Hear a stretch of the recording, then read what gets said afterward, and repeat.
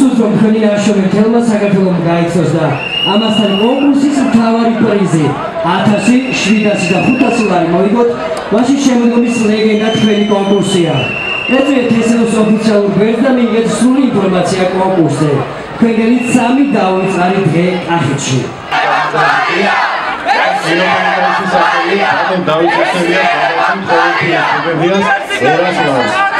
დაგნიძე ფოტოჩდას ჩქარა მომძანეს წინდებონ ეკონომიკიდან ერთი სემესტრის განმავლობაში ყოველდღიურ სტუდენტს 250 ლარს მიიღებს.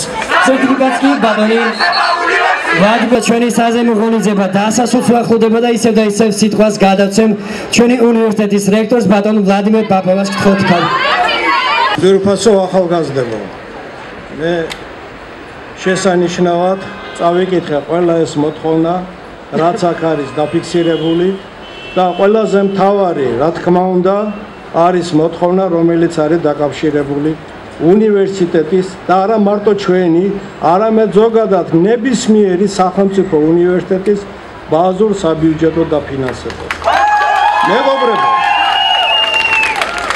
ეს სიტყვები მე დღეს პირველად არ მითქვია. ეს სიტყვები ჩემგან დაფიქსირებულია ჯერ კიდევ იმ დროიდან, როცა ვიყავი რექტორობის კანდიდატი. და ყოველთვის ჩვენ როგორც ოფიციალური წერილით, ისე სატელევიზიო, საგაზეთო თუ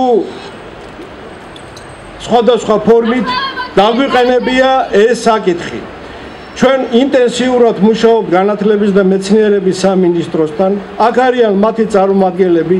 დღესაც სანამ ჩვენ დავიწყებდით ამ შეხვედრას, ჩემთან კაბინეტში იყო მინისტრის პირველი მოადგილე და ერთ-ერთი თემა, რაზეც ვისაუბროთ, იყო ეს. მე დარწმუნებული ვარ, რომ ქვეყნის ბიუჯეტში აუცილებლად გაჩნდება ეს ჩანაწერი, რადგანაც პრაქტიკულად ხედვა ამასთან დაკავშირებით არის ის ხედვა, რომელიც აუცილებელია საუნივერსიტეტო სისტემის განვითარებისთვის. ძვირფასო მეგობრებო, მე ტრადიცია მაქვს ასეთი, ყოველი სემესტრის დასაწყისში ხვდები სააქტო დარბაზში სტუდენტებს. აუცილებლად ამ დღეებში აქ და ჩვენ ასეთ შეხვედრას ამ დღეებში აუცილებლად შემოგთავაზებთ. მე მგონი პოზიციები ნათელია, ყველა პირველ კურსოს უნივერსიტეტის ყველა სტუდენტს ულოცავ სასწავლო წლის დაწყებას და გისურვებ, რომ თქვენი საქმიანობა უნივერსიტეტში ყოფილიყოს წარმატებული. დიდი მადლობა.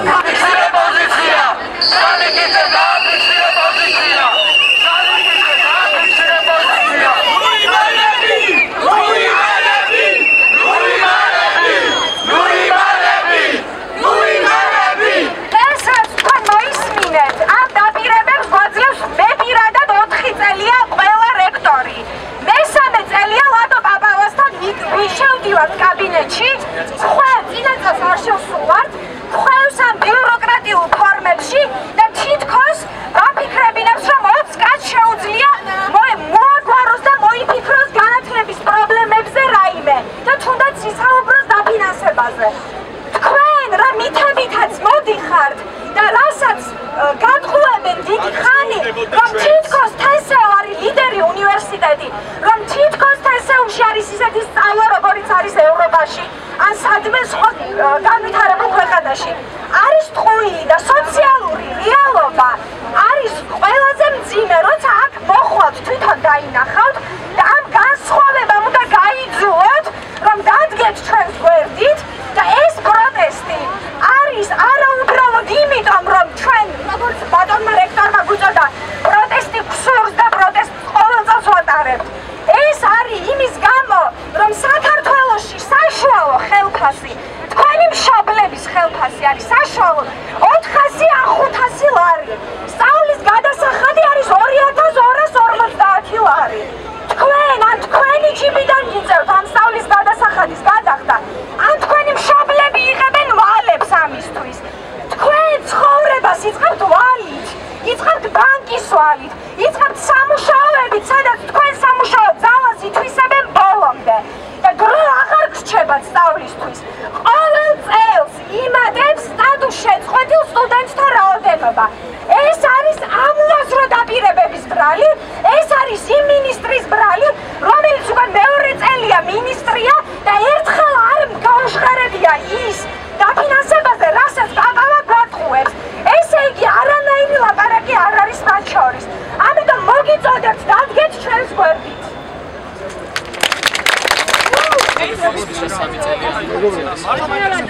გადასახადი და ფიქრობ თუ არა არის არაადეკვატურად მაღალი საშუალო სისტემა შედარებით. მე შემიძლია გითხრათ უნივერსიტეტის გადასახადიდან შეხედოთ არის ძალიან დაბალი.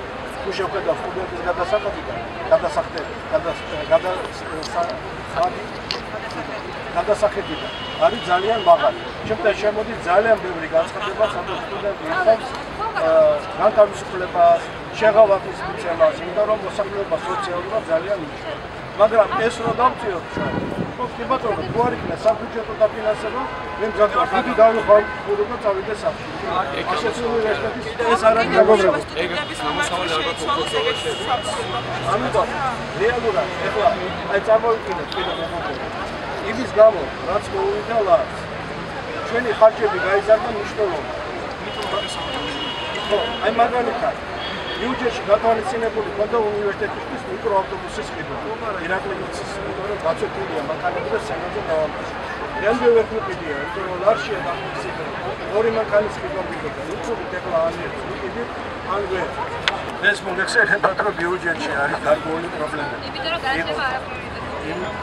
და იყო გათვალისწინებული გარკვეული ფონდი შექმნა, მაგრამ ეს ფონდი სამწუხაროდ 2015 წელს ვერ ამოქმედა. ახლა მუშაობთ იმაზე, რომ იყოს ეს 2016-ში.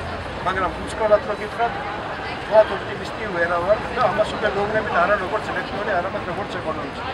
ქვეყნის ბიუჯეტის წინაშე არსებული პრობლემებიდან და მის გათვალისწინებით, რომელიც საარჩევნო წელი ცოტა რთული წარმოსადგენია ამ თემაზე თანხა გამოიყო და გეტყვით რა.